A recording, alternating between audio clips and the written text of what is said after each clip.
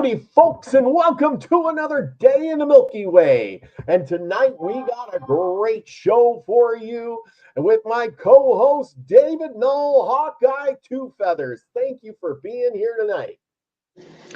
Greetings and blessings to all y'all good folk out there. A little late this evening. Had to charge the cell phone. We welcome you and greet you with the love and the honor of the great creator. And we hope you enjoy the show and learn something from us. And dang, my beard's getting long. Absolutely. Tonight we're going to be talking about the Susquehannocks. The who? Susquehannocks. The Susquehanna? Yeah, the Susquehannocks. Okay, I'm sorry. My ears have got some, it's squashy. Yeah, they lived on the Susquehanna River, that area. Where's that? It's over in Pennsylvania, New York area, right on the border with the. I got a map. I'm playing the devil's advocate. I'm not necessarily picking on you. Did you know your face is really dark? Yeah, I know. It's this new studio, and I'm trying to get the lighting right, and just curious. Yeah, no, I kind of know what I'm doing, but I'm trying. So how your new digs working out? The new digs are pretty good. I'm just trying to adjust the lighting, see if I that's better. That here, right there is good. Then that's good. It's good. That's good. Yeah. Don't move nothing. That's good. That's almost too much. Okay. Yeah, like I said, I've been trying to adjust these things. And maybe if too much puts a glare on your face. Yeah, that better? See, that's more natural right there. That looks good. Okay. Yeah, I don't have my green screen in back, so I'm doing it with the other thing, and you got to get the lighting just right, otherwise it doesn't work. Yeah. Well, it looks good. Let me shut that one off. That's still pretty good. I don't know. Yeah, turn it back on. Okay, there we go. Yeah, that lights your face just right. Just right. All righty. And we got a bunch of people in chat. I want to say hello to Off the Hook, Jackie J, Scotty Boy, Esley, and Elderberry. Thank you for being here tonight. Susie Q, Lori Elderkin. Yep. Anyway, we're getting a house full. They're pouring in left and right. Scotty. Howdy, everybody. Yep. I'm glad to see you all. And like I said, the Susquehannocks. They are an extinct tribe.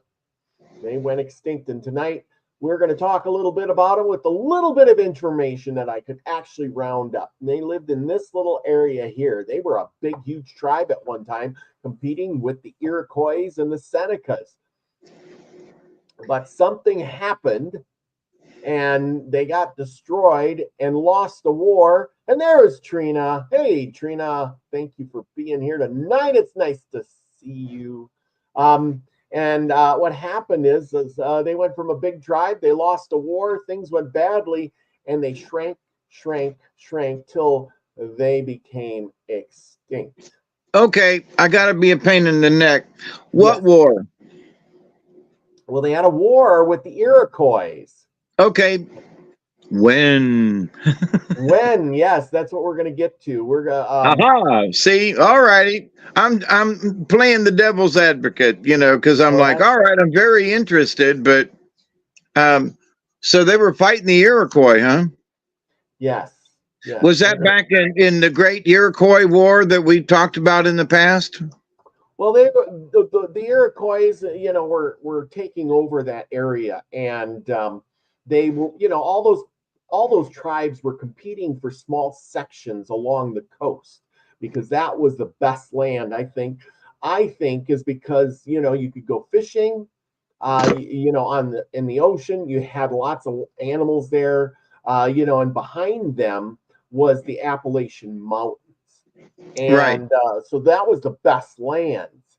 And once the white man came in, he pushed all these people around, and pushed them back up into the rivers and the mountains and areas like that. Well, the Susquehannocks were on the Susquehanna River there in New York and Pennsylvania. And let's see. So what does it say? It says the Susquehannocks, the Iroquois, and they spoke Iroquois, kind of speaking North American. They lived in towns along the Susquehanna River in what is now New York and Pennsylvania. They made treaties with William Penn, who established Pennsylvania, and they were very peaceful with those people till the tribes started all warring. Little is known about them, and which is true because all the books I have, I cannot find any mention of the Susquehanna Indians in that area. Huh? About what year, please? I've not heard of. They were prominent in the 1500s. And okay. As far as we know, and as the story goes here, they were first described by John Smith. He became friends with the Susquehannocks. Is that's the John Smith? That's the John Smith of Pocahontas. Yes, the same okay. one. Am I being a pain in the neck? No. Good for asking the question. It's this guy here. This guy right here. Like that. Yeah, this guy. This is your John Smith. Remember, we talked about him. Yeah. I wanted to make sure it was the same guy is all. Absolutely. He is the same guy. And if we can pull up a map here, we shrink down that. We got a map. As these people were moving in to this area, you can see this. This is the white man had explored and mapped this out, and they were colonizing these areas, but mostly along the coast as they landed. It's a really small map to me. Is that Long Island right there? Where you got your cursor? That's Long Island. This is New York right here. Yeah. Yeah. New okay. York, Long Island. Right I'm just trying to get a reference. All right, go ahead. I'm sorry. Yeah. Anyway, so if anybody's out there can recognize this, but as you go through here, you can see that once you get past, maybe 100 miles in, now all of a sudden there's no roads, no towns, no nothing. And of course, you're into Pennsylvania here, and that's where the Susquehannocks were in Pennsylvania, all the way down to Maryland here. So they had this territory. And they were getting pushed back into that. See, Susquehannock Indian Fort right there. Well, what mountains are right through there? These mountains. This is the Susquehanna River here, and then behind there, you remember this is the Appalachian Mountains. Right. Okay.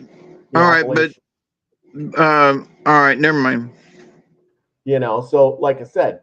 The white men came in and they were pushing all the Indians back, which made the Indians war against each other. And of course, you got Pennsylvania here.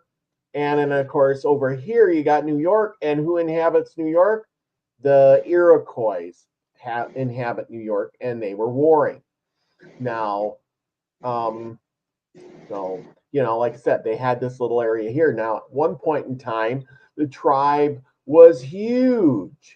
And let's see if I can get that back up. The tribe was very huge. No, that's the wrong one. Too many things I put up. Okay, let's get back to this.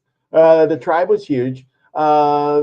They had been divided into several sub-tribes and clans, etc. And as they went, John Smith, who was an explorer, he was in the Chesapeake Bay in 1608. Through the historical period, they were at war with the Iroquois, like I said, who conquered them in 1676. That's 100 years before we signed our Constitution of independence, And they forced them to settle near Oneida, the Oneida tribe. We know that's farther inland. They were later allowed to return to their former territory along the Susquehanna River. Wait. They were allowed? Yeah, they kind of made after the white man got, as far as I can understand from all the readings I did, was that what happened was is they were beaten and they were chased out of their country, and then no other Indian tribes wanted to take them in either. So they made peace with the Iroquois, and the Iroquois let them come back. And they Okay. let them settle along the Susquehanna River again. Now remember, there wasn't many of them that were left. Right. Epidemics reduced their numbers, estimated have been about 5,000 in 1600. And as farther I read back, they numbered in the 10 to 20,000. And Oh, before wow. that, in the 1500s, they were a very powerful tribe. But Can I so, interject something here? God, yeah, I go ahead. can't imagine 15,000 people dying and just that would be like bodies just strewn across the land, and Well, no, well, tribes and yeah, but you you know got to remember this was over a period of 50, 60 years or so with all the oh epidemics so going. it wasn't like within a year. No, no, no, no, no. Okay, So all right. so But after, still, that's still a lot of people though to die. But all right, yeah, I'm yeah. sorry. As I read of that earlier in their history in the 1500s, their tribe numbered in the 15 to 20,000. But with all the epidemics that were going through, and with the wars they had, like it says here 5,000 people in 1600. And okay, so in 1763, many of the remaining Susquehannocks were massacred by the whites. They were kind of mistaken. They were really friendly with the whites, and what happened was is they ended up fighting. Other tribes would fight, and the white man couldn't tell the difference. Who was who. You know what I'm saying? Because that's how they do it. And of course, here's this is what they would have lived in. They built these long houses. And the Susquehannocks, they're called the people of the Muddy River. And They're listen, did you tell me that they didn't know who they were attacking? who? What do you mean? Who? Oh, the white man. Yeah, the white man just sees Indian Okay, and so and I'm going to call BS on that one like that. because they knew who was where. They had Yeah. scouts that went out. They had fur trappers that were going, and they knew which tribes were where. I'm sorry, I don't believe that part of the narrative. But go on. No, I Now, mean, I think they believed that no, and any Indian, the only good Indian is a dead Indian. I would believe that. yes, and I I'm think so, from what I well, read, I I'm think sorry. Go ahead. what happened is that some Indians got in trouble and they wanted those Indians, and of course that started because the Susquehannocks were very they were how should I say, they were very friendly with the whites, and they were and the Europeans and whatever for a long, long, long time. But something happened, and then they started fighting, and then the next thing you know, they were the enemy. And maybe we I can get it, got you. and you know how that goes. Oh, one Indian kills one guy, and that ain't the one I want. One Or guy, and the next. somebody might have counted coup or something, and it ticked off the white guys. And back then it didn't take much to tick some of them people off. Yes. Okay. So this is what Benjamin Franklin had to say. The universal concern of the neighboring white people on hearing of this event and the lamentations of younger Indians when they returned and saw the desolation and the butchered, half burned bodies of their murdered parents and the relations cannot well be expressed. And of course, this was the time when Pontiac was starting to uprise, and all these other Indians were starting to uprise because they were being encroached by um, the white man. And of Right. course, the Susquehannocks went from being a big tribe, they were being forced into smaller areas, and then what happened? I got to show you this map. So the white man decided to make an area called the Constantinople Manor, and they put Zoom the that in a Indians. little closer, please. Thank Okay. you. Okay, so what happened is all the Indians, basically this was an Indian reservation. It was an Indian town here, right? And this was before they really figured out reservations. So there was white people close by, and the Indians had a big village here, and so forth and so on. Okay, but there was many different tribes. The Susquehannocks were down to just a few people, like 30 or 40 at this point. What? Okay. How many acres does that? I'm looking at my cell phone with a very small screen, so forgive me for asking, but how many 16 acres? nations. So there was all kinds of Indians that went there. The Shawnees, pretty much the leftovers of all these tribes were put on this area in this what they call an Indian town. Okay, So this is when the 1600s, then 1700s. 1700s. Okay, I think. all right, right. Um, Benjamin Franklin. yeah. Okay. Okay. So what happened was the Susquehannock descendants numbered more than 400 in the early. Okay, they've been massacred by the whites of flame accounts of the Indian War. Okay, that ain't the one I'm looking for. I'm looking for this one. I think there's too many of these. You keep asking questions. I keep trying to get to the thing that I want to get to. I'm sorry. Oh, that's all right. Okay, so Inquiring minds want to know, though. so we're back to this one, and you have it's wrong. Shrink, and enlarge. Anyway, so we got this here. The residents of the frontier were sympathetic to the actions of the Paxton boys. However, no prosecutions were undertaken. Or is it the other one first? I can't remember. I should have numbered these. Dang it. No, it's got to be this one. Got too many of these up. Okay, so the Paxton Boys uprising. So now they're in Constantinople. They're basically known as the Susquehanna Constantinople Indians, right? There was an uprising attack in 1763 by Pennsylvania frontiersmen upon an Indian settlement during Pontiac's Indian uprising and the subsequent events related to the attack. On December 14, 1763, about 57 drunken settlers from Paxton, Pennsylvania, slaughtered 20 innocent and defenseless Susquehannock Indians near Lancaster, Pennsylvania, whom they suspected of convenience with,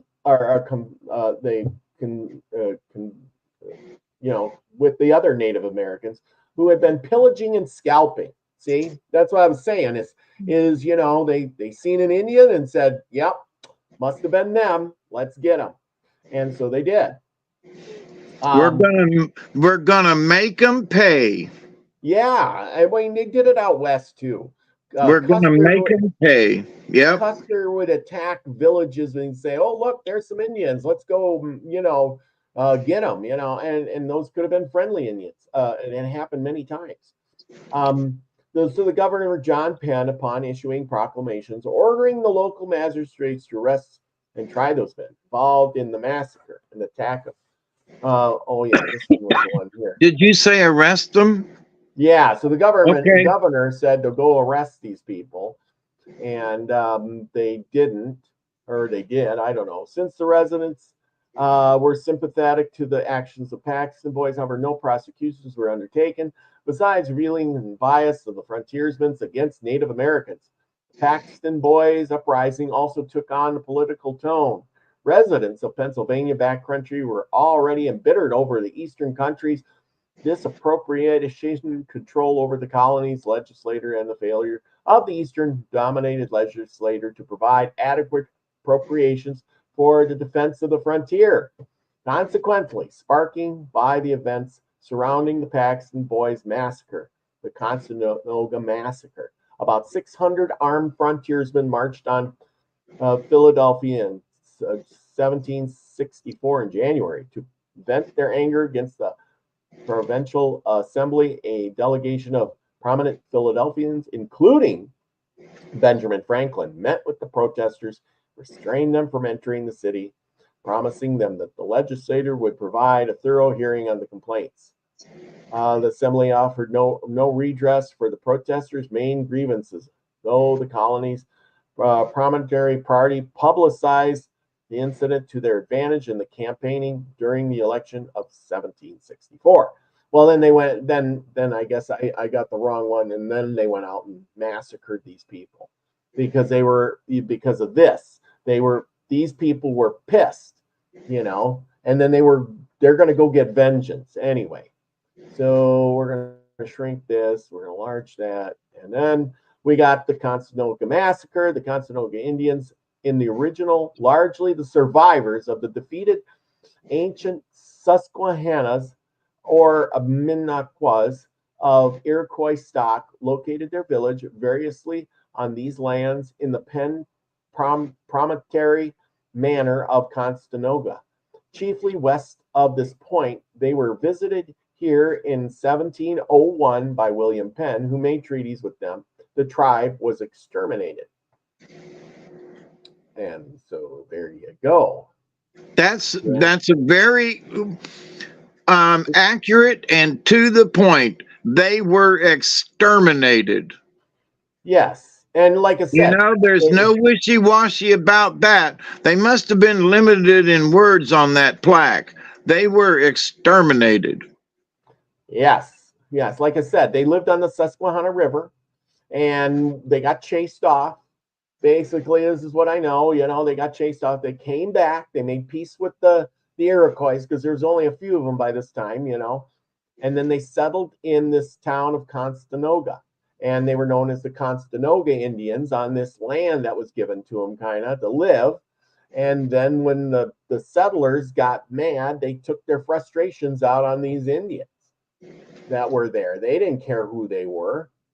Now, if you want to right, understood. But I mean, on the plaque, it didn't mince the words like they weren't at war or they lost a battle. No, they were exterminated. Period. Yes, they were. So which I gotta say, whoever put that on the plaque, I'm glad they did, because in some ways, in some places, as we have talked about, they try to cover up what the truth was. And so on that plaque is very clear, exterminated. Yes. Like roaches, like, Berman, exterminated. Okay. And I guess they were a pretty tough Indian. People of the Muddy River, their big thing, they pretty much went downhill. And by 1763, they were pretty much no more. See if I can get some more. Maybe if I do this. Yeah. So anyway, so here you got a Susquehanna woman. She's out been hunting, and that's kind of what they would look like. I'm trying to give you here's their housing. This is a longhouse. We know what a longhouse is. We talked about it many times. Yeah, well, that looks like a really nice one, by the way, if that's a true picture. It's a model. They lived there, right? Of course, but I mean the families. Design. Yeah, and then they also built palisades around their villages to keep them from being destroyed, which is this picture here that I was trying to show you earlier. They did build like forts, walls around. Like I said, they had good techniques on defense and attacks and things like that. I mean, maybe that's why they got to be so prominent. But they couldn't beat the gun. No, they couldn't beat the gun, and they couldn't beat the diseases. And what was happening a lot is like the Iroquois and some of these other tribes, they had teamed up with the French and the British. As we know, the Iroquois, they teamed up with the British, and a lot of these other tribes teamed up with the French, right?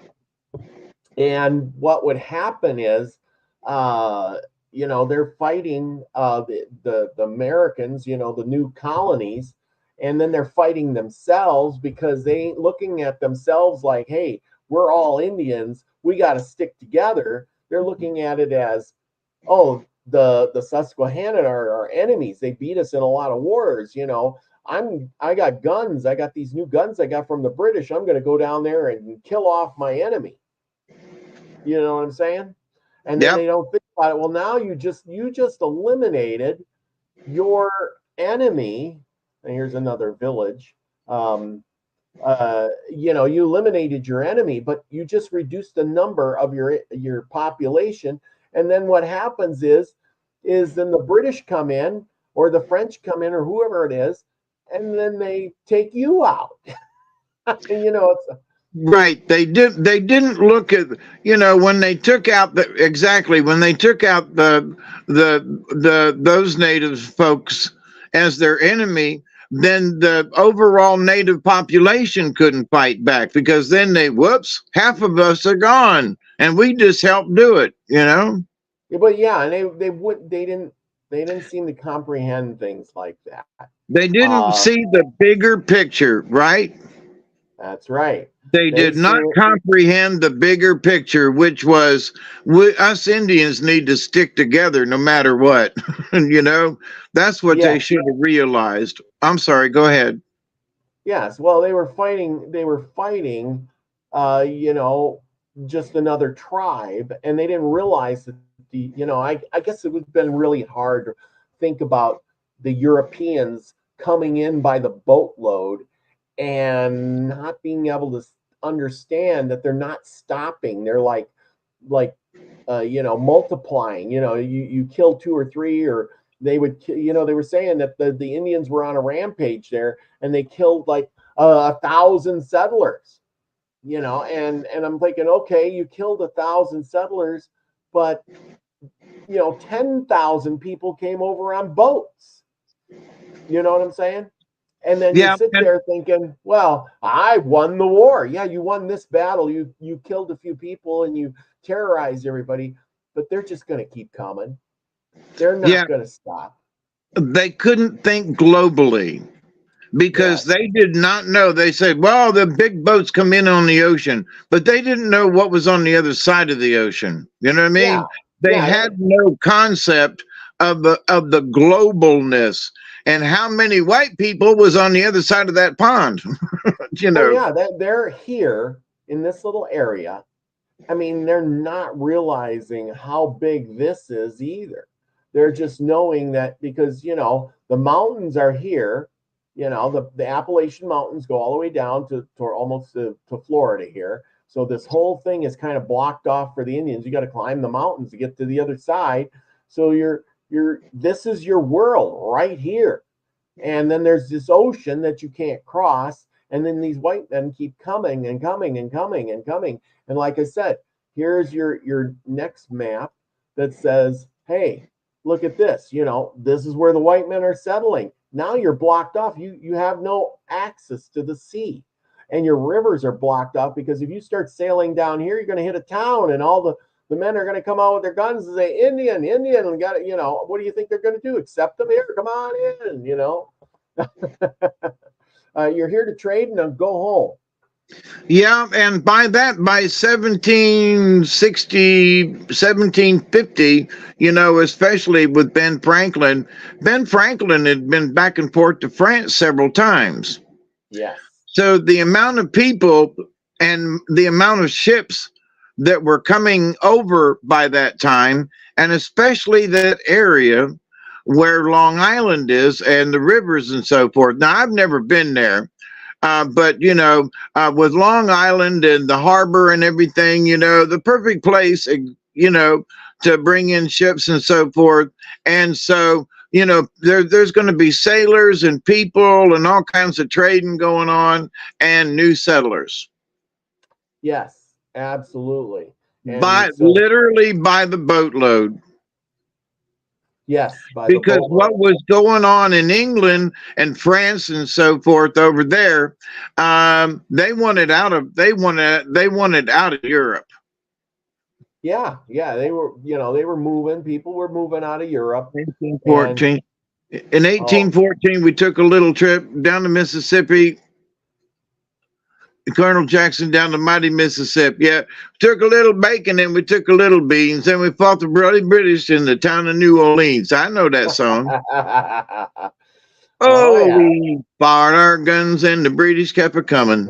It wasn't as many as there was a while ago. Fired once more and the British kept a coming. Down in Mississippi to the Gulf of Mexico. Johnny there Horton. you go. There you go. Exactly. But anyway, you know, that's the thing. They were well, they were dead by 1814, but yes, yeah. But I'm just saying is the Indians teamed up with the other countries and not realizing that the Americans were going to be the new country, and I guess they were thinking that if they teamed up with the British or the French, that they would push the Americans out or corral them or something, and then give them their land back. And that was not the case, because if you buddied up with think about it, you buddied up with the French, and the French are all good with you. And then all of a sudden one day you hear, oh, yeah, the French just sold all their land to the colonies with the Louisiana. But we need to back that up. But see, what was going on, and I agree with you, but what was going on was before 1776 and the war between, the colonists and England. So it was just starting to build. In 1763, it was just before the Continental Congress, and just before, I guess it would be before the Boston Tea Party too. Yeah. But anyway, but in saying that, so that was sort of what was going on. We got all these new people coming in, but at the same time, the British are like walking around and the colonists are going, hey, hang on, So, and there kept being more colonists as the boats kept coming over. Yeah, so, And Scotty Boy is right. They weren't known as American. They were still Englishmen, because they were ruled by the British yet until we declared our independence. The king was still making choices. We were the British, really. Right. But, and it was and I imagine being a colonist. So you came over on the boat, and you were trying to get away from the flipping king, right? So that's when you wanted to go to the new country, to get away from that sucker, and what was going on and all the fealty and stuff. And so here's a new chance, right? So they get over there, and then the British are trying to be the same way. Mm-hmm. I think that these people, as soon as they stepped off the boat, were colonists. You know what I mean? Yes. Because their heart was already in this new land. They had come all this way, sacrificed everything to get there, and they were not going to put up with the king. Now, the ones that came over to start a business, and they sort of had English backing back home, and they were what I mean. Yeah. And them folks were a little bit more loyal to the English. Guess why? Because they had ties back there. They came over to do business in the colonies, where the common man came over to get away from the king, and they were ready to stand up. So I just want to point that out. There was also an agenda with the king shipping people over here too. I found that out while researching the Susquehannock Indians, is that they would ship over Irish and Scottish peoples and send them out to the frontier, to establish farms and land, and say, here, we're going to give you a bunch of land on the frontier area, right? Why would they do that? Because they're Scottish and they're Irish, and the English didn't care about them as much but they knew that the English or the Scottish and the Scottish and the Irish were good fighters, and so they put them out on the outskirts in a plan, in a way, in a weird plan, because they knew if we put these people that we don't like out on the far edges, they will fight the Indians for us. Ain't that something? Oh You yeah, know, they weren't stupid. No, I know. I mean, Hey, it was really well planned. I mean, think about it. Hey, we're going to get rid of those Irish and a lot of the Scottish.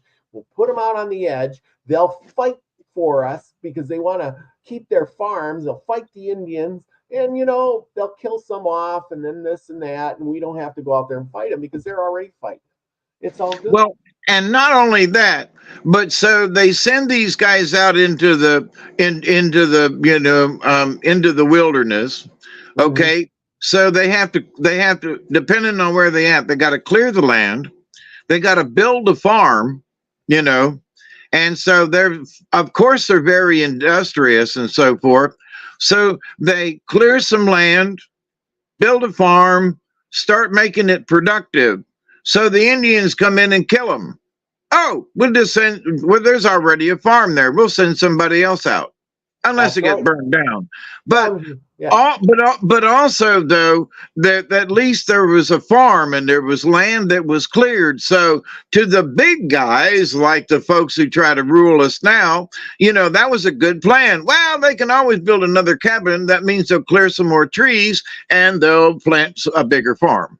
And Yeah. in the meantime, maybe they'll kill off some more Indians. You know Yeah. what I mean?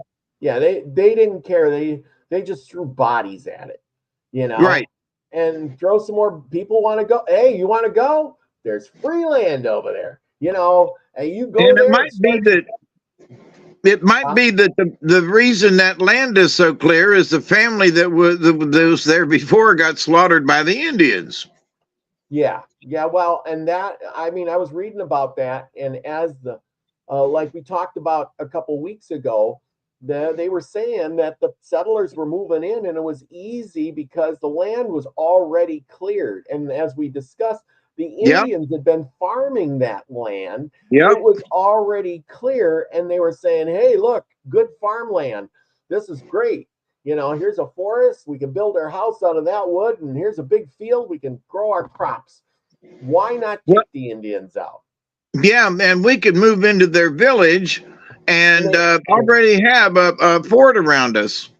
and that's what they did. They did that. That I was know they did that. that's my point.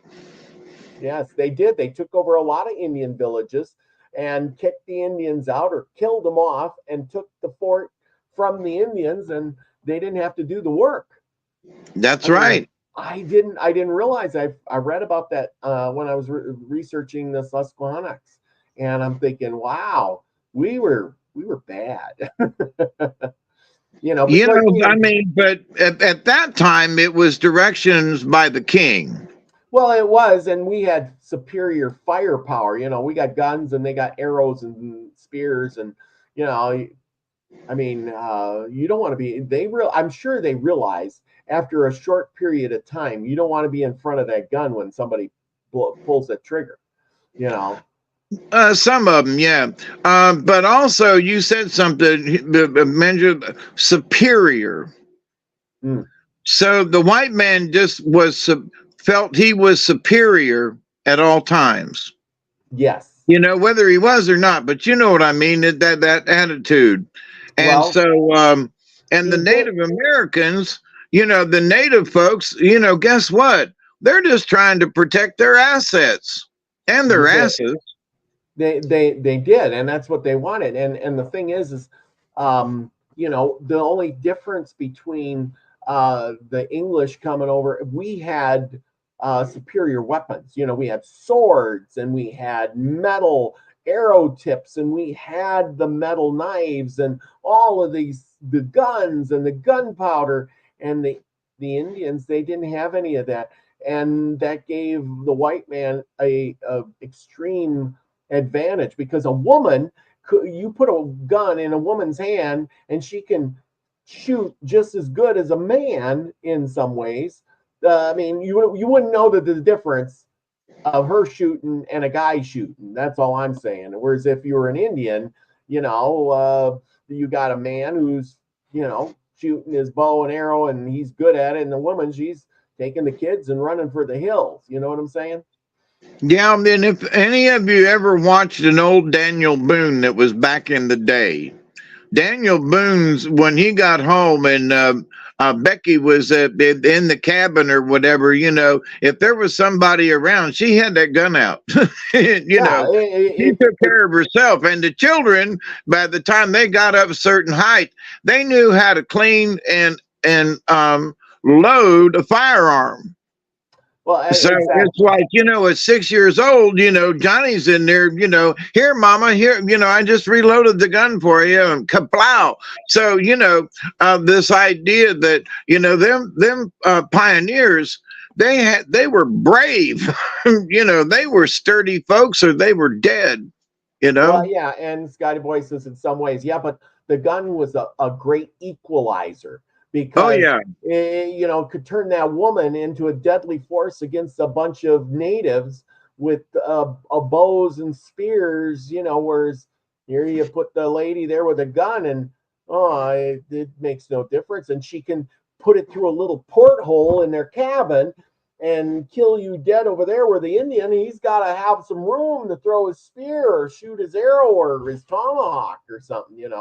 Yeah, I if mean, they're shooting out a window, that arrow is going to be pretty dang accurate to get, it's a big old cabin, but they got to try to hit the person that's hiding behind that window, so yeah, the advantage, of course, but I think a lot of times, and there's been some movies and westerns and old timey, like, watching the old Daniel Boone series from back in the day.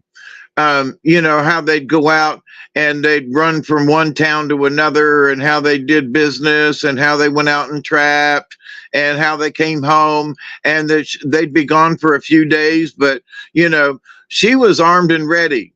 yeah. So Well, there, yeah, exactly.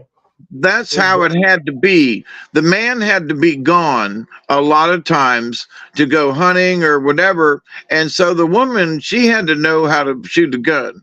But anyway, Exactly. so them No, pioneer folks weren't near as chicken hearted as some folks might think. no, and the women could be, like I said, we had the superior weapons only because we had metal. We used metal, and they didn't have the metal. They had to get it from us. They didn't even if you gave the Indian guns, they still had to get the gunpowder from us. Yep. You know, And and they had to get the shot. yes, and there was a difference because, as we've talked about before, there was trade muskets, and then there was regular muskets. So the trade muskets were the ones you would give the Indians, and then the regular ones you'd keep for yourself, possibly because they shot a little farther. Maybe they were more powerful, but there was a thing called trade muskets, so that the Indian wouldn't have the advantage. Even though you're giving him a gun, he doesn't have the advantage. How bad is that? Yep. And I think it had to do with how the flintlock system of how it set the gunpowder off. So if Well, it could be anybody's ever that. seen how those old guns went off, they went pow. They didn't go bang. They went Well, pow. And a well, lot of yeah. times the flash that was there that made the explosion for the bullet, a lot of times it blew up in their faces if they didn't do it right. You know. So Um, so yeah. Well, anyway, by 1763 they were pretty much wiped out. Is that what you were yeah. saying? Yes. After the Constantinople, what you call it? They were down to like Massacre. 20. The massacre, yeah.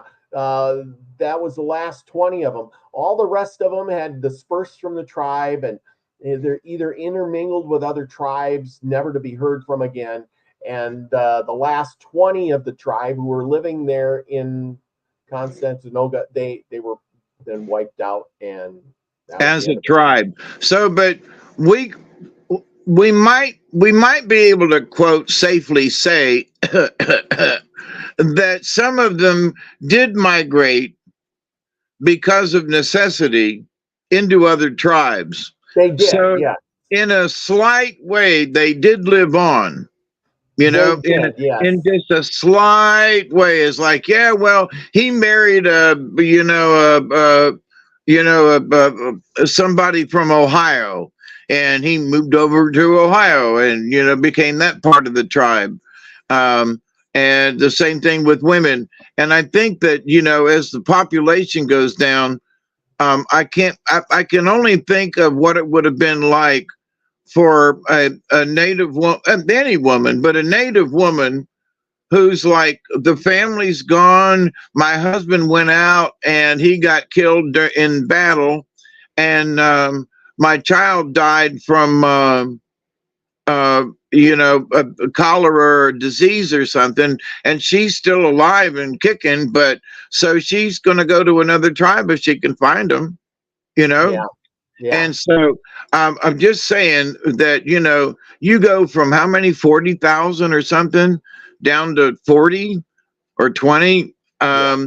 Some folks disappeared into other tribes, I would bet. But Well, yeah, still, and a lot of, but like I said, a still, lot of them died off. Then there was a big war with the Iroquois, and yeah, after that, they finally got defeated. I don't know how many they lost at that point, but then at that point, they left their Susquehanna River area and went over to the Oneidas over there and stayed with them for a while, but they weren't very welcome. And then they went and made peace with the Iroquois, and like I said, they made peace, came back to their. But by this time, more epidemics had hit, and they went. There was probably 500-600 of them, and then eventually they got moved to that small area where there's 20 some, and they got massacred along with a bunch of other Indians too. They weren't the only ones there. yeah. And like I said, other Indians were doing things, and the the settlers were mad, and they were vigilantes and said, "Look, here's some Indians. We're gonna get rid of them. They're causing us too much trouble." It must have been a real bitch to live back in them days.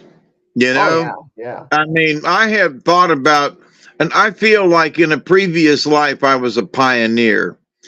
And, Mhm. I'm sort of a pioneer living down here in the swamp kind of thing.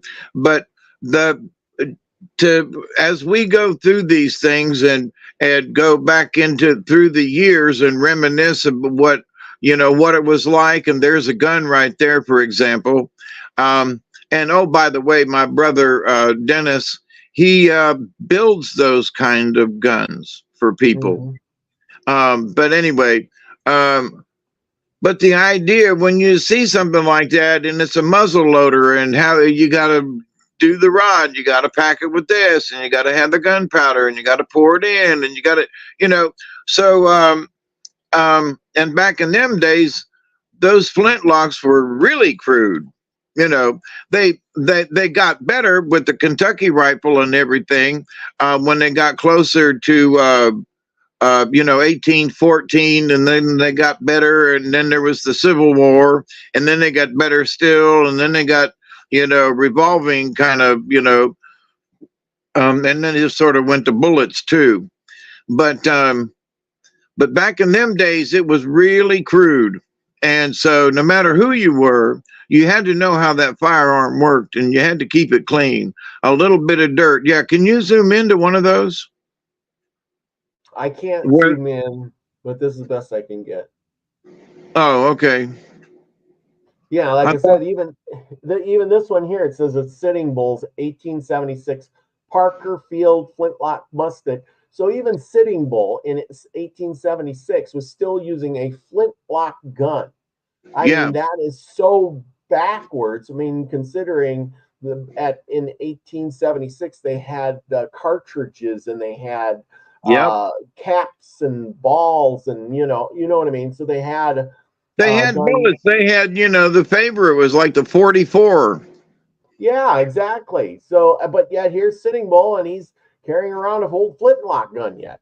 You know, the technology, they weren't getting the technology, and that gave the white man the big advantage. So, Well, let me interject this. Think about, there was a lot of gun trading as if you ever watched an old Western, there's some couple of white guys that are, selling guns to the Indians. Well, but here's the thing. Think about this. After the Civil War, look how many guns were north and south during the Civil War. yeah. So now after the war is over, what happens? So there's a lot of guns because of dead people. Okay. And so somebody probably thought it was a cool idea to collect them all up and go somewhere and sell them. Well, since the people in the East were dead, we're best to take them, but to the West and make a deal with the Indians, you know? And so where did the guns come from? They was the Civil War. They were leftover relics. And so Sitting Bull had a gun that was probably, some northerner or southerner used it, and southerners, because they were so poor and they were still mad at the northerners, and the northerners were the ones that were, the army. And so they felt like they could sell, the Indians are the underdogs, just like we were, Yeah, that's a good picture. I wish you could get that a little bigger. I cannot. That's okay, but just look at the mechanism there. Yeah, you got a piece of flint right there, and you put your powder in there, and that strikes and sets off your bullet that you put in the barrel, through a little hole. And if it doesn't strike that flint just right, well, then it's a misfire. Yep. And then if you put too much powder in that little spot, it'll blow up in your face. Well, yeah, and if the powder gets wet, well, it ain't gonna fire either. So there's a lot of things that have to, work together in order to make that thing work right. And it ain't like you're gonna fire that thing real fast. No, and think about this. If they were on a horse and kind of running around with something like that, you'd have to try to pack the powder into that spot up there where the flintlock is. So, you're riding around, so you're only going to load it once. Yeah. And then you're going to have to get off your horse to put another ball in down the barrel. You're going to have to pack it with, the packing in the gunpowder in the barrel, and you're going to have to put that little bit of gunpowder right up there at the top. So, you're going to shoot once if you're on a horse, and then that's it. Yeah, this is kind of funny. So we were showing all the Native American guns. They're all flintlocks, and they're all, old like this. Here's the native gun, right? But then here's our tribute gun to the Native Americans, and it's a Winchester, 30 Winchester. It's like the Indians didn't carry these around. No, hell no. They stole them. Yeah, they might have stole some or had a few, but they were hunting, or they were basically, like you said, here's Sitting Bull, and he's got his gun, and it's still a flintlock, he's out there using his flintlock in 1876. He's got his gun all decorated up or whatever or something, but it's not a, let's see here, Little Bighorn Relic sells at auction. And it's what? This one's a cap. This one's a percussion. This has got a cap in it. So this is a real modern one, compared to what some of those guys are using. Well, see, that's what happened during the Civil War. They left the flintlock and went to the cap. Yes, exactly. But I'm saying also with the cap one, they also bored. What's it called? they put rifling in the bore of the barrel, which made Yes, the shot be more true. And so, the Southerners had to get so close to shoot at them, and they'd sit up on the hill and laugh, and they'd take out their new guns, them cap guns, and that had the rifled barrels and could shoot them out for 100 yards further. And the okay, so rebels were like, "What?"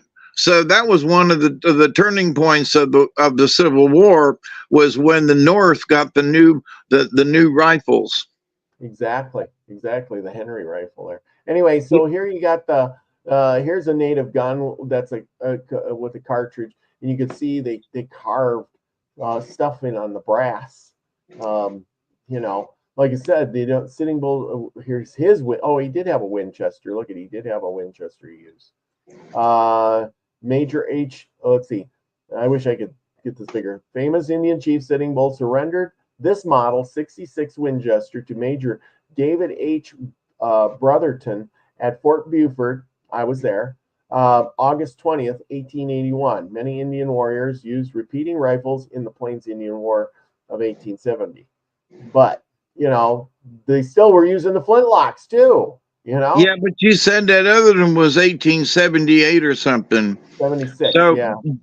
by that time, he could have picked up a repeating rifle, Yeah, because here he's surrendering this one in 1881, and this one here was 1876, the gun he was using. So, he had umpteen years to, get 5-6 years. Well, by that time, the flintlock guns were probably all, done out. They had so many of these, and it's like having cassette tapes and records, and now we have DVDs and CDs. Who has a record or a cassette tape anymore, right?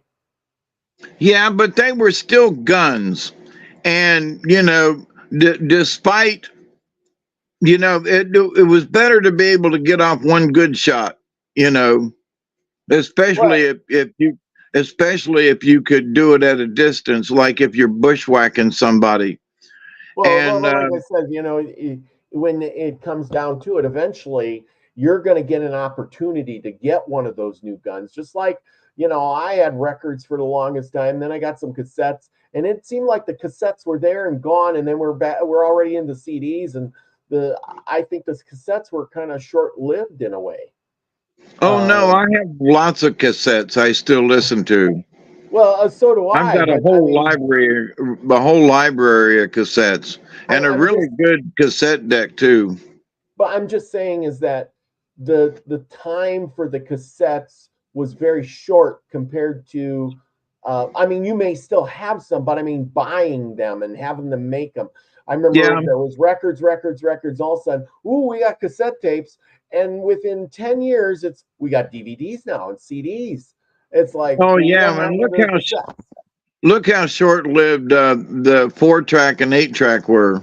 Yeah, but that's what I'm saying. But records started out in the 20s, and they were around for 40 years or 50 years before Oh, they they're made still things. around. Well, and they're still around. I'm just saying is that you don't go to the store and find a cassette anywhere anymore. It was there, No, I was talking short-lived, about records. gone.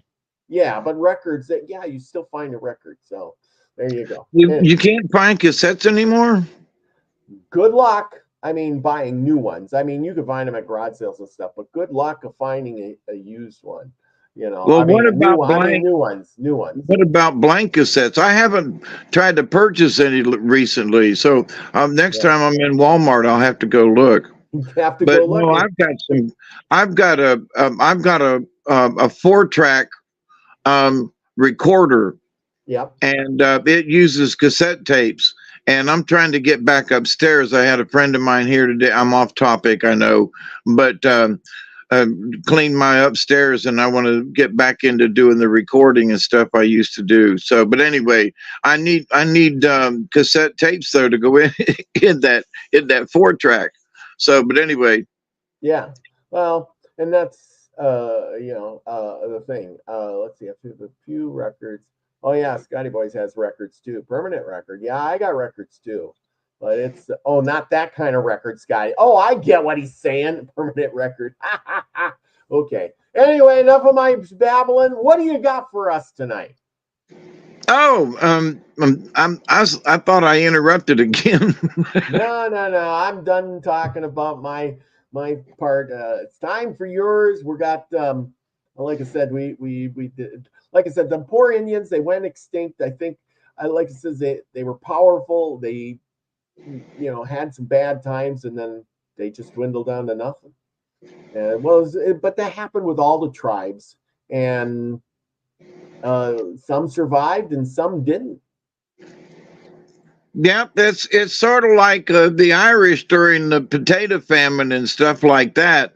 There were clans that disappeared, and they were very similar to tribes, and I don't know enough to be able to speak about it, other than that I know that there were clans, and it decimated the population, and so at the same time they were coming over here,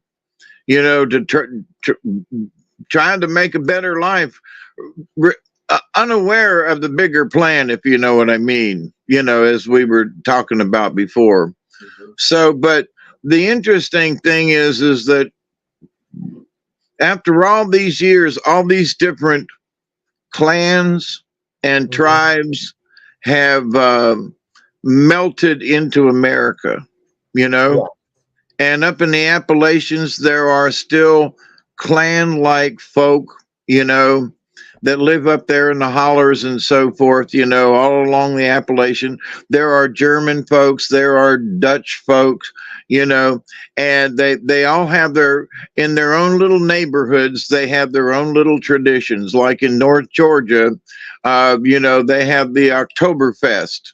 And, Helen, Georgia is all dressed up and looks like a little German town in the Alps. And it's beautiful up there. But talk about a tourist trap. But to the point, though, so all of these places have their own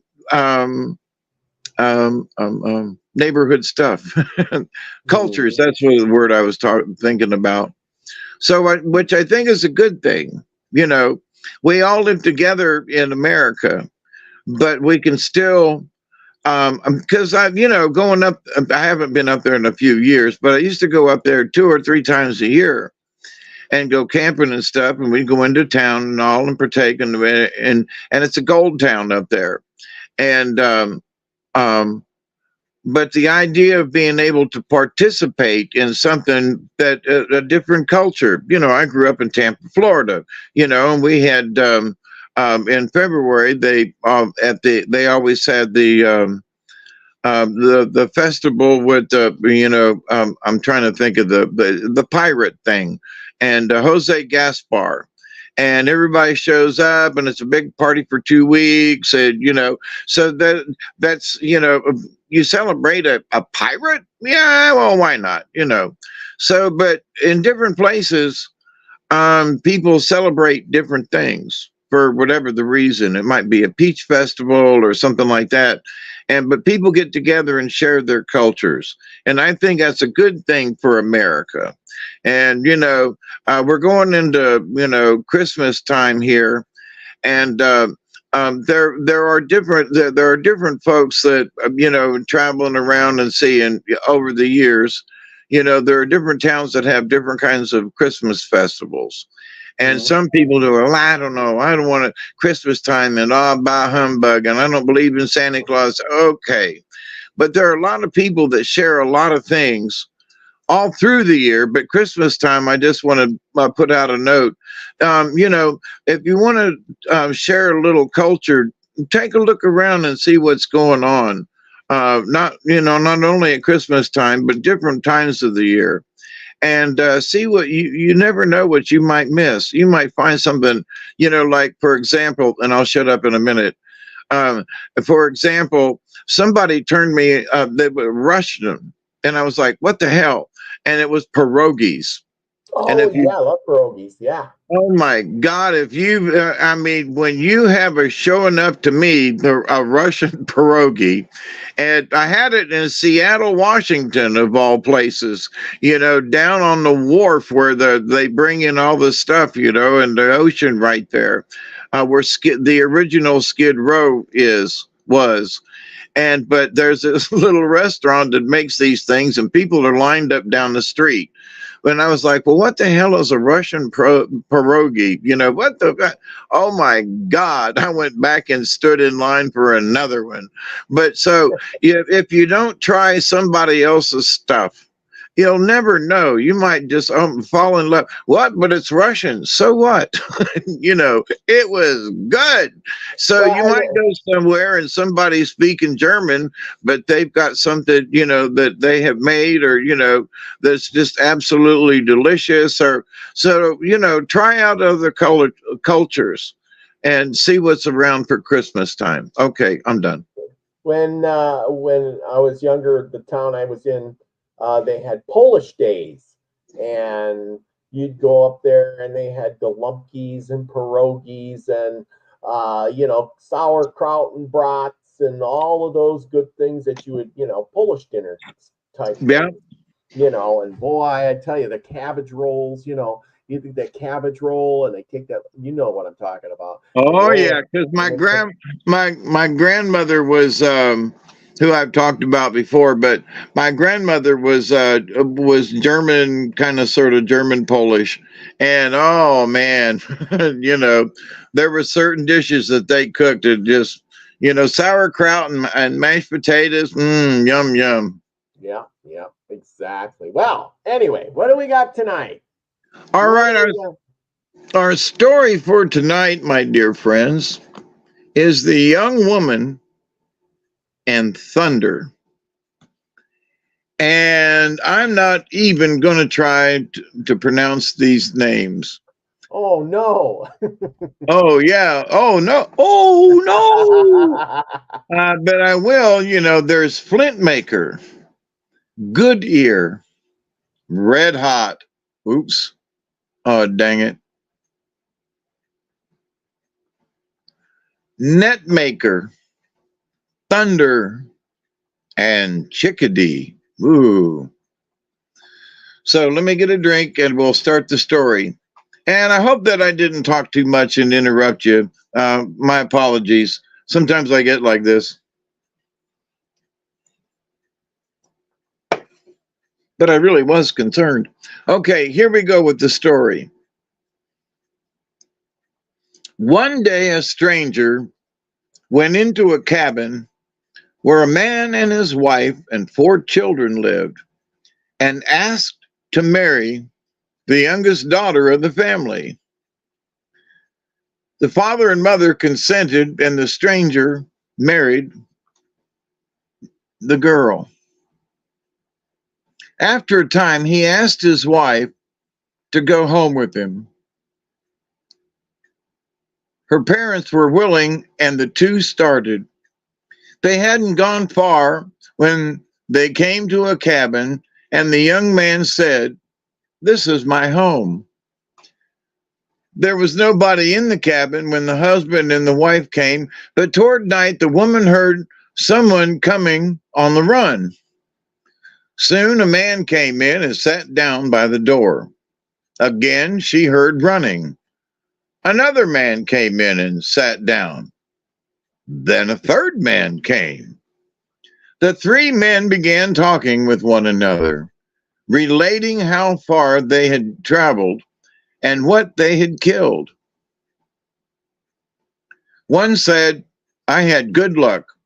I killed a bear."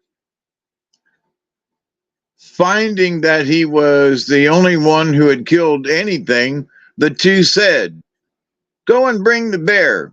We'll cook it." The young woman sat at the opposite end of the room watching. She saw the man bring in what he called a bear, saw that it was the trunk and head of a man's body. The men cut it up and put it in the kettle to boil. When cooked, they ate it. The three walked back and forth in the room without looking toward the woman. Her husband was there, but he didn't talk or eat with the men. They were his brothers, but he never ate their kind of food.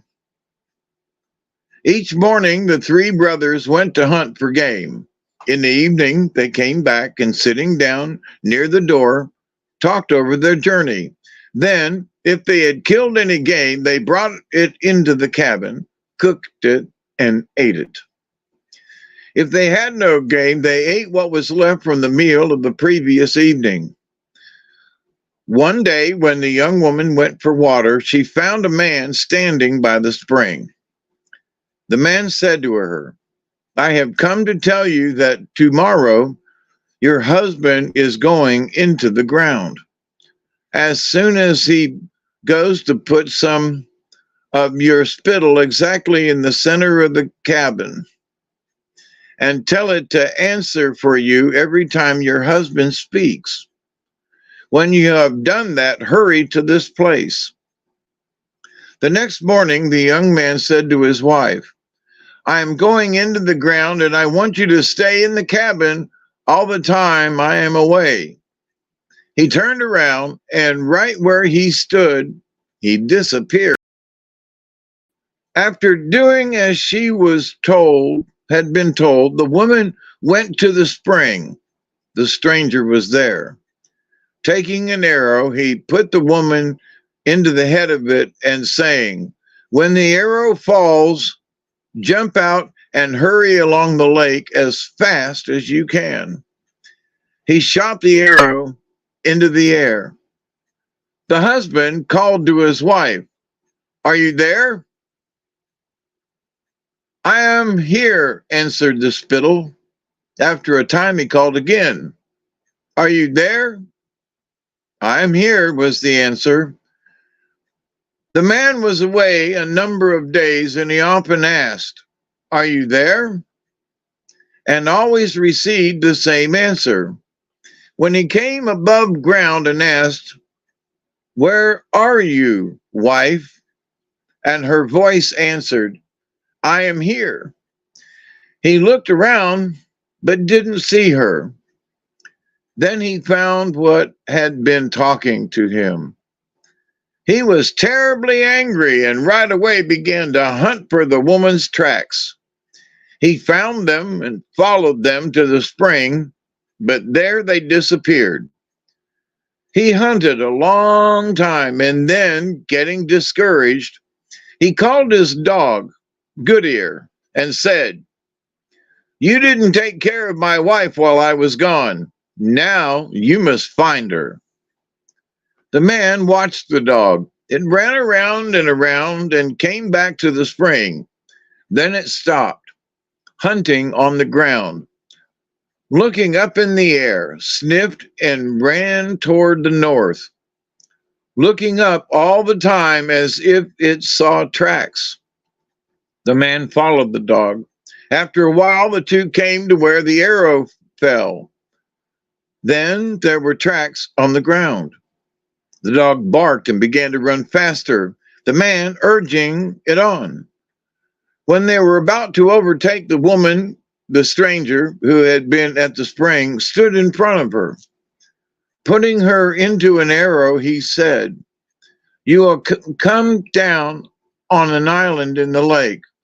Run across the island in every direction. I will be there." When the man and the dog came to where the woman met the stranger, they lost her tracks. Again, the dog ran around smelling the ground. Then, looking up in the air, he saw a trail and followed it.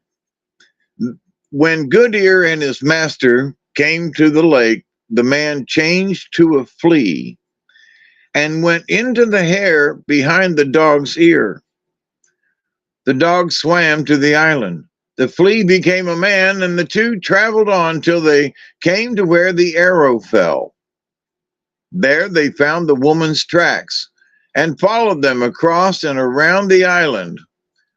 When they were overtaking the woman, the stranger stood in front of her and, putting her into an arrow, said, You will come down on the shore of the lake. Run as fast as you can. I can do nothing more for you, but you will soon come to a village, and there you will find someone to help you. Now you may know who I am." As the stranger turned to go, the woman saw that he was Chickadee.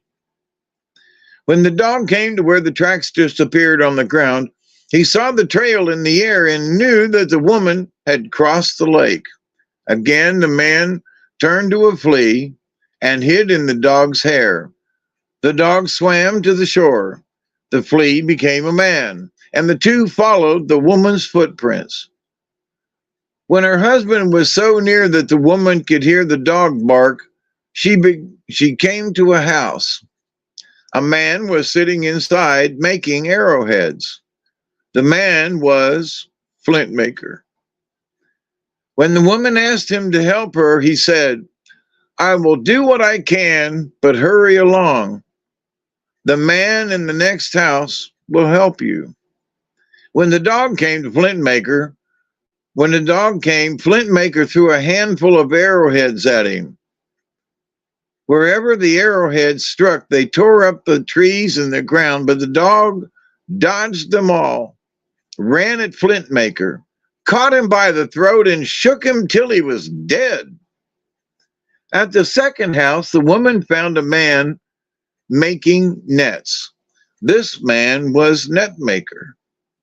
The woman said to him, "I am running away from a bad man. I want you to help me." "I will do what I can," said Net Maker, "but hurry on. You will soon come to a house. The people who live there will help you." When the dog and the man came, Net Maker threw out a net. It caught the two and wound around and around them. For a long time they struggled to free themselves. At last the dog broke through the net, ran at Net Maker, caught him by the throat, and shook him till he was dead. In the third house, the woman found 4 brothers. When she asked them for help, they went out and, chopping down dry trees, piled them on her tracks.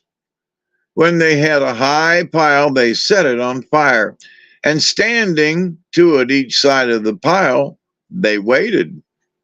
The dog and the man came to the fire.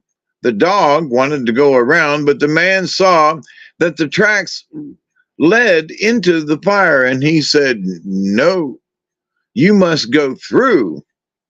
The dog sprang into the fire, and the man followed. When they came out on the other side, both dog and man were almost dead. The eldest of the 4 brothers said, "We will shoot them." They shot, but arrows had no effect.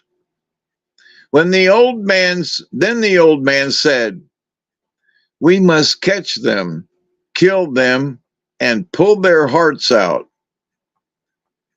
They caught the man and the dog, killed them, pulled out their hearts, and put the hearts in a red-hot kettle that the old man had heated over the fire. The hearts flew around and around, trying to get out of the kettle, but the brothers pushed them down and shot at them till they were dead and burned to ashes. The old man, whose name was Red Hot, went to the house and told the woman she was safe. He said to her, "You must rest 4 days and then go home." When the 4th day came, Red Hot said, "It is time to go. Your home is in the south. As you travel, you will know where you are." The woman started. About midday, she met a stranger who said, "Towards night, you will find something to eat." She traveled till the sun went down, then came to a large stump and found there a pot of hulled corn cooked with bear meat. She thought, "This must be what the man meant." She ate the hulled corn and meat and then went on till dark.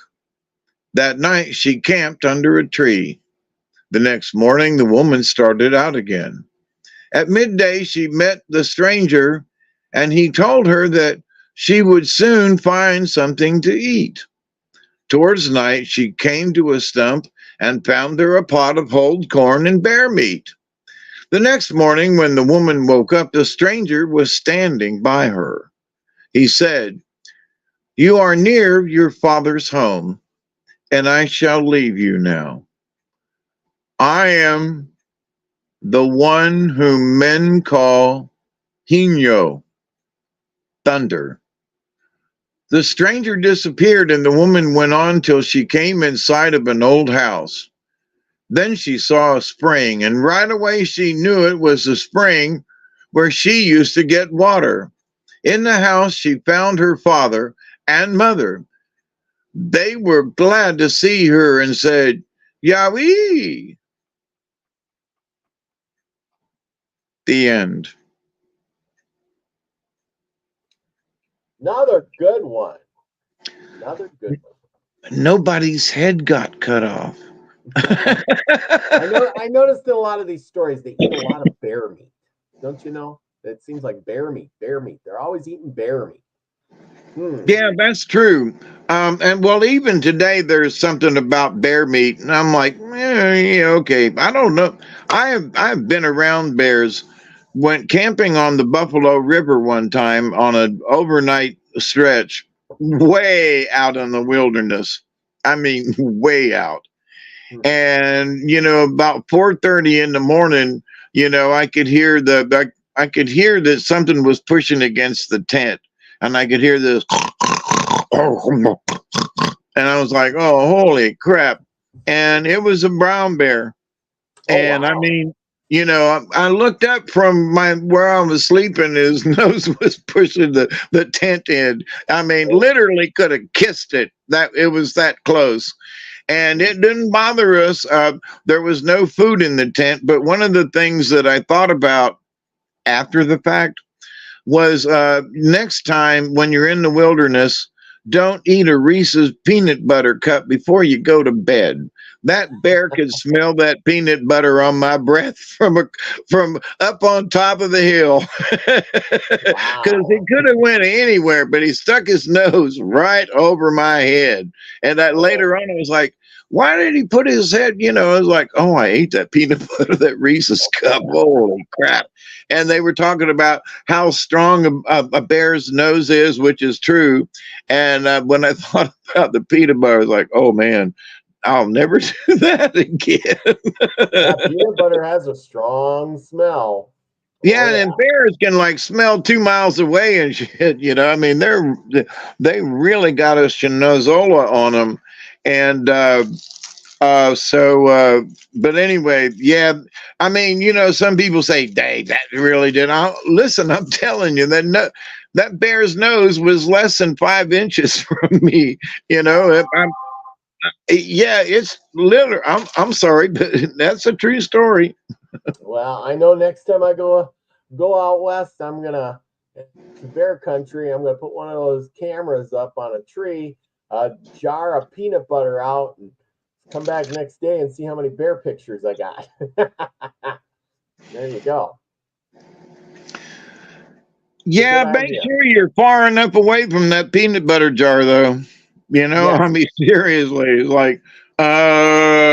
I would be at least 200 or 300 yards away, at least. Yeah. Oh, exactly. But you know what I'm saying is that's a heck of a good idea. Oh yeah. Scotty boy went hunting bear in California. Well, I have hunted bear here in California and have to bring the head to your local ranger station. It's the law. And the law was. I fought the law, and the law was. I fought the law. I'm shuffling cards. Yes. Yes.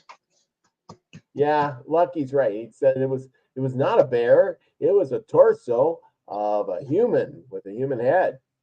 Yeah. remember in the story, it was, they said, well, I shot a bear. And then the guy said, hey, let's eat the bear. And he went and got it. It wasn't a bear, it was a human. And Oh but yeah, yeah, yeah, I'm right. just saying, it seems like they're always talking about eating bear. Even so, they're always, oh, a bear, let's eat the Well, bear. Everything. and a lot of the stories turned out that, like the stone coats, the giants Yeah. who ate, who ate men. And that one story a little while back, to where the one went out and told them all, you can't eat people anymore. And and I think in one story, the one giant, I think, went vegetarian, and because he quit eating meat, and his brothers, I think, he had to kill because they didn't. Remember Yeah. that? Yeah, I do. I do. That was a pretty good. Yeah, yeah, yeah. Stone coats are always chopping people's heads off and eating them. And they're always and chopping them up and Yes. eating them and putting them in a pot and boiling them. Mm-hmm. There's always some D505, I smell the blood of an Englishman. You ain't gonna believe this. bear. Nope. Oh. Let me guess. Let me guess. I'm thinking. Let me guess. Okay, I'm gonna look at the cards, so you try to see if you can remote view me. Okay. What am I looking at? You're looking at uh something is in the ground. Badger. Nope. No. On top of the ground. Uh, squirrel. Where the deer and the Oh, the antelope deer. play. A deer. A deer. There you go. Actually, antelope. Oh, antelope. Wow, we haven't had antelope in a long time. And elk. Ooh, elk. And they're both straight up. Now, we haven't had elk in a long, long time either. And I can't remember the last time we did antelope. I mean, Yeah. that's Yeah, a yeah, long, we haven't had antelope in a long time. a Uh, long, long time. It's number 37 in the book, just for you number files. Oh my God, I went right to the page. Holy crap. Wow, that was weird. Whew. I mean, I literally just opened the book and there it was. Whoops. Hang on a second. I'm looking to see which one I should read first.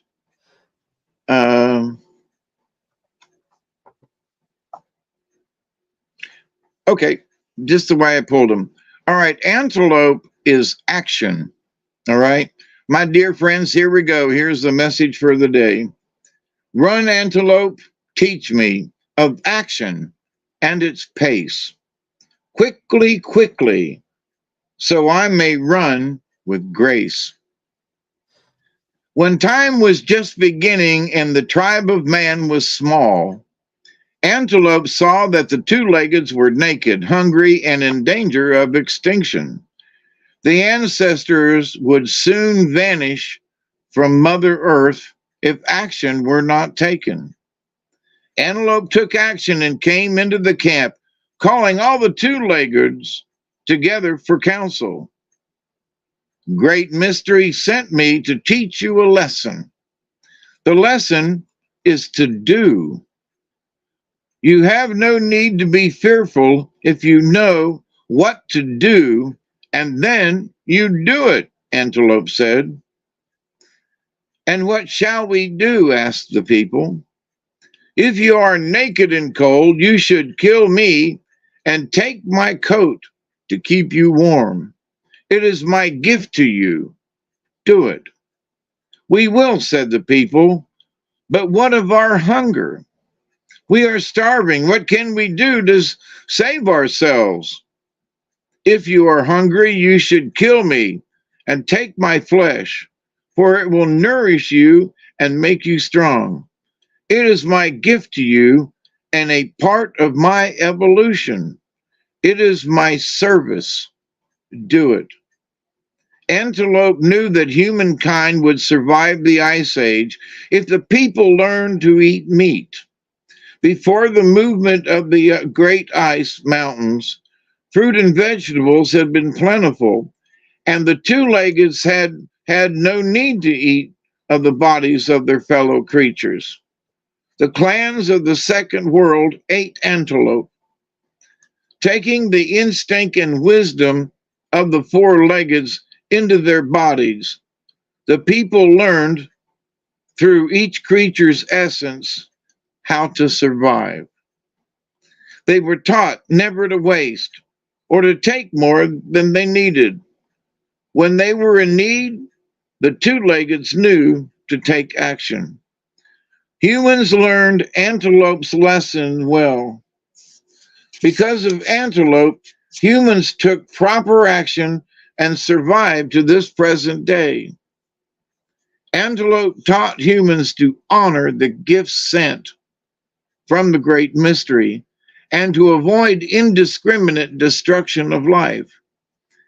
Antelope signifies knowledgeable action. Antelope is a symbol for the antenna of your hair, which attaches you to the great mystery by its long cords of light. Looking at antelope, you may become aware of your mortality and the short time span you have on this planet. With this in mind, you must act accordingly. Proper action pleases the great mystery. Antelope medicine is the knowledge of life's circle. Knowing of death, antelope can truly live. Action is the key and the essence of living. Antelope powers have been courted and shamanized since the dawn of time. Antelope clans have been many, and the power of antelope people is great. Antelope medicine gives you strength of mind and heart and the ability to take quick and decisive action to get things accomplished. If you feel stymied, call on antelope medicine. If you are balled up and twisted in knots, antelope powers will speak to you if proper action and soon set you free. Many ingenious solutions to problems are whispered by antelope. Listen and more importantly, act. Surround yourself with illumination and secret knowledge of antelope. Combine this with action and you will overcome any obstacle or hindrance in your path. They want me to read that again. Combine this. Surround yourself with illumination, stay in the light, and secret knowledge of antelope. Combine this, the illumination, with action, and you will overcome any obstacle or hindrance in your path. If antelope is centering tree and strong personal medicine, thank the Great Spirit. Say what should be said. Your judgment is sound and your actions will be successful. Now, elk is stamina. So we just left action with antelope and elk stamina. So you can just think about that. So you've got action that you need to take. And here is elk walking into our cards saying, now we need to have stamina. Ain't that interesting? Elk, your antlers reach for the sun.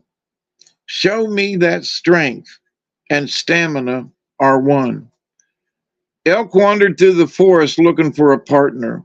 The mating season was in full swing, and the bucks that usually traveled with the other males had dispensed to find mates for the season. As elk bellowed his mating call through the forest, his bugling alerted Mountain Lion. And Lion thought that a feast could be in the making. Mountain Lion circled elk, getting closer to his prey moment to moment. Elk sensed the impending danger when the forest grew suddenly silent. He broke for the high country when he spotted his pursuer, but Mountain Lion was far ahead. I'm sorry, but Mountain Lion was far behind. As Elk made a running leap for the timberline, Mountain Lion gained on him, but Elk continued to run onward, displaying tremendous stamina. Finally, Mountain Lion gave up, having spent all his energy in spurts as he tried to jump over boulders to reach the elk. Elk paced himself, making headway as he climbed skyward towards the high country. Elk had no other defense except his ability to go the distance, setting a pace that allowed him to utilize his stamina and energy to the fullest. Elk medicine teaches that pacing yourself will increase your stamina. Elk medicine people may not be the finest, may not be the first ones to arrive at a goal, but they always arrive without getting burned out. If you have taken on too much recently, it might be a good idea to look at how you plan to finish what you have started without ending up in the hospital. That's never fun. Elk have a curious kind of warrior energy because, except at mating time, they honor the company of their own gender. They call on the medicine of brotherhood or sisterhood. In discovering the strength which is gained from loving the gender that is your own, you will find the uh, comradeship that arises from similarity of experience. This is a special medicine that allows the friendship of others of your same sex to overcome potential competition or jealousy. To overcome potential competition or jealousy, especially jealousy. We should not be jealous of our neighbors. If you have picked elk medicine, you may be telling yourself to seek the company of your own gender for a while. You may need a support group to realign yourself with the stamina of the warrior or warrioress energy that you are a part of. This communication with others of your own sex allows you to air your feelings in safety and to get feedback from others who have had the same experiences. You may need a new sense of community, communication, and unity. So the elk may be telling you to look at how you are holding up physically to the stresses of your life and to pace yourself so that you maintain an equilibrium of energy over the distance. Vitamins or high energy foods may be one solution, along with some personal quiet time for replenishment. And now, with the Christmas coming on and the craziness of buying and rushing and doing, so yeah, uh, Antelope is telling us to get up and take action, and Elk is saying, make sure you have enough stamina to go the distance. Not That's not bad information. I can't believe that I pulled two um, deer type. Um, I'm trying to think of what the four-legged with antlers. I can't believe I picked two cards of that same type. Yeah. That's just interesting. Usually there's a bird or a frog or a dragonfly or something like that. But, two deer Yeah. types. That's interesting. Well, he was asking for an albino elk, but I can't find an albino. Never Oh, seen yeah. an Irish elk before. I'm sure they exist, but I've never heard of an albino elk either. No, no. If there was, they'd probably have a picture of it here somewhere. But I do not see an albino elk. None to be had. Hmm. Oh, Irish elk were prehistoric creatures. That's what it is. These are big things, aren't they? Holy cow. Yeah, That is interesting. up around Cades Cove, in Tennessee, in the Smoky Mountains there, they reintroduced elk many years ago. I haven't been up there in quite a few years, but I had parked my truck on the side of the road that goes around Cades Cove, and had got out with my um, um,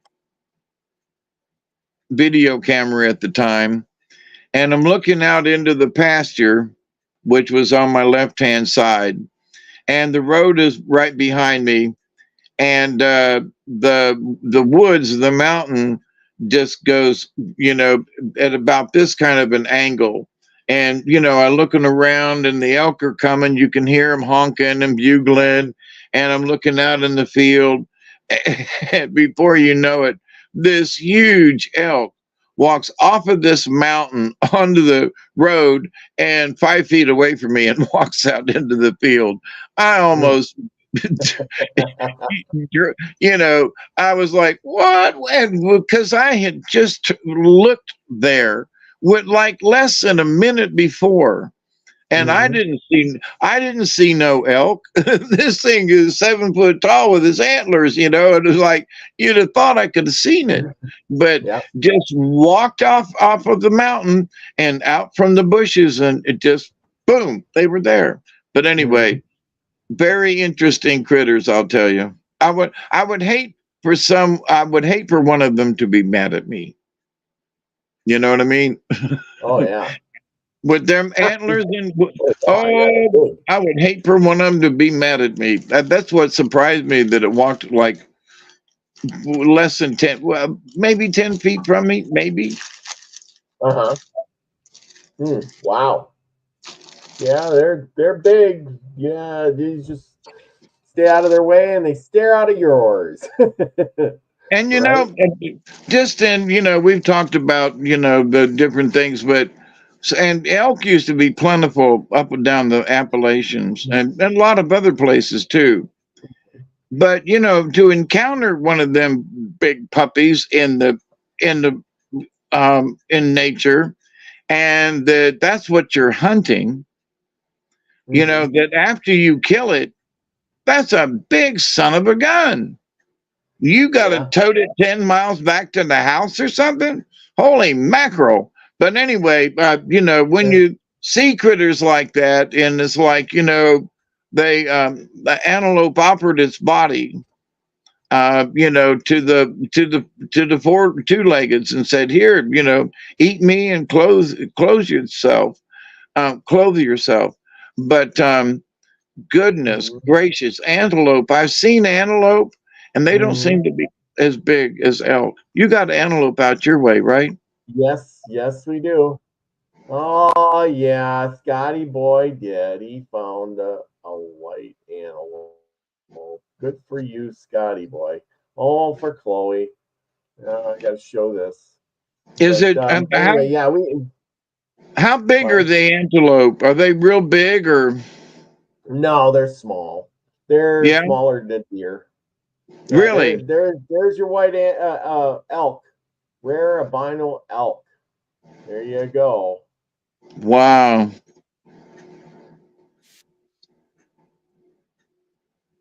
It's not as big as the one on the right, just noticing, but look at the rack on that thing. Yeah, look at that. That's crazy. Ain't that cool? I never seen one like that before. Yeah, Hmm. well, see that big rack on that thing? To Yeah. that elk that walked out of the woods behind me, there were trees and bushes, and how that thing got through there without just getting tangled up and making a big noise, I was like, what? It's amazing, those big horns, what they can just, how they get along, you Yeah. know? Yeah. When they're big like that, they know they're king of the forest almost. They ain't afraid of Yeah, nothing. but there have been pictures of elk that when they get into wanting to fight each other, that they have locked horns and couldn't get unlocked and Yeah, died that way. yeah, So that'd be a hell of a way to go. yeah. There's a lot of deer do that a lot too. So anyway, wow, cool beans. I'm Oh, I'm a speaking of deer, the other night me and Duggar walked up out the back a little bit behind my shed and just took a couple of steps down the trail, and something said stop, and I did, and I looked out across, I don't know how many, maybe less than 100 yards, I'd say, but through the pine trees, and there was a deer standing there looking at me. And then she turned her head to the, let's see, to the her left, and then looked back at me and turned around and disappeared straight into the woods. And within a couple of seconds, I seen two other deer walk out down along there's a little ridge there. Uh, when it's real wet, it's like an island over there. But anyway, so two doe walked by and then a buck, and then they went on the way over to the property line. And I was so proud to walk back there and see that in my backyard, And then Duggar was like, "Wait a minute, did I miss something?" And he went over to where the buck had been standing. But anyway, speaking of deer and so forth, It is like deer season. Like, oh, it was deer season. Deer season's over. Yeah, deer season's usually around Thanksgiving time out west, or but yeah. we've got so many deer here in the state of Georgia that I think you can shoot 8 doe Wow. and 2 buck Oh in wow. 1 year per person, per hunter. So my Well, next door neighbors, many of them, know who Sheila is. yeah. She got another big buck just the other day. Her husband stopped by to see me yesterday, and he said, "Man, that was a big old." Then you're trying to load it on the back of the damn truck. And that was a big old deer, But she loves her hunting. Yeah. Well, and see, that's the thing too is if you got you're there's not many hunters anymore. Not like there used to be. When I was a That's kid, true. everybody was hunting, and now it's kind of like, yeah, whatever. And people don't want to process the meat themselves. I remember when I was a kid, my dad would put it all up. We'd sit there in the kitchen and he'd be chopping away and hanging the deer in the garage and all that. And not anymore. It's just he don't even hunt anymore. I mean, it's free meat out there pretty much. You got to pay Yeah. for the tag and all. But Scotty Boy says it's $40 there in Cali. I remember it was like 20 some odd For a dollars. tag. Yeah, but yeah, you get the tag, and then you got to go hunting. You got to have a gun. You got to have bullets. You got to have the orange clothes. You got to have a lot of. It's kind of expensive.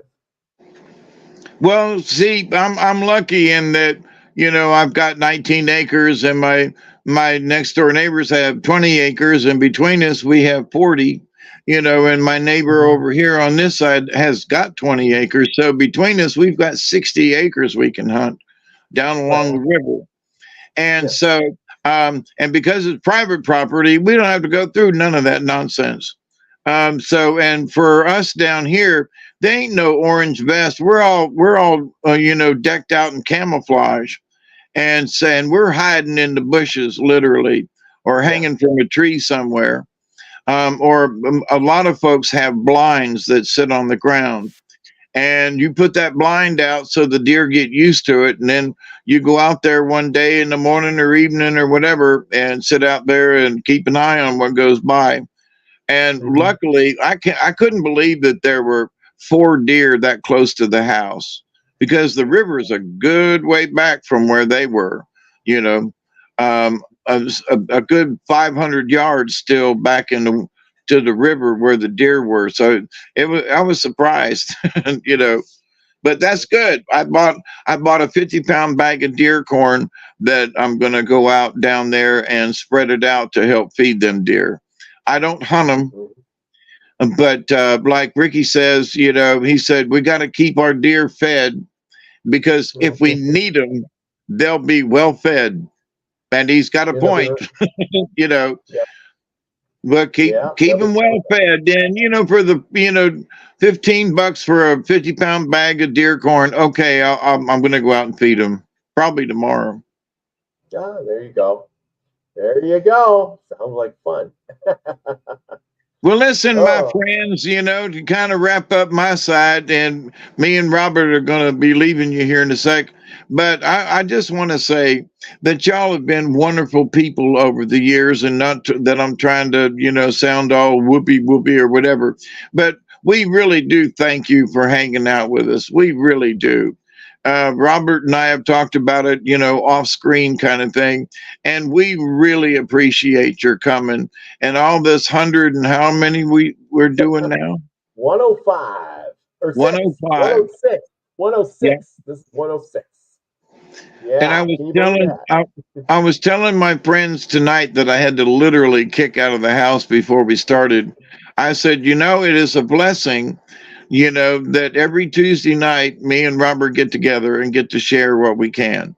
So, we appreciate you. We really do. And thank you. Yes, very much so. Very much. Very much. Because it's a lot of fun to get together here and share some knowledge and hear the stories and have you pull a card. And, maybe it gets old for some people after a while, but, we try to bring something new to the table every week, right? Right. And, I know at least there wasn't any head chopping this time. At least there wasn't any head chopping, in the stories. Goodness gracious.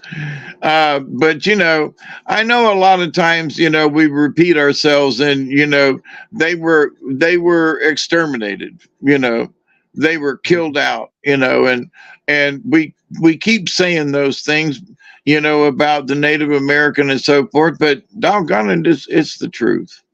And so as much as, many of us would like to ignore it, one of my other next door neighbors came over this evening and we were chatting and he said, my great grandmother was full blood Creek Cherokee. My grandfather was half. My grandmother was half, and so was her husband. Or so he goes, I did not realize it until the other day. And he said, I am, Cherokee Creek. But he's been living as a white man all this time, but he's been coming and visiting me, and I've been filling his head full of nonsense, reading stories and stuff, and I pulled a couple of cards the other night, and he said, man, it just hit him, and he didn't ask me to pull them. I was like, I think you need this card, and it happened to be Swan, which is, a really good card, and it's gentleness, no.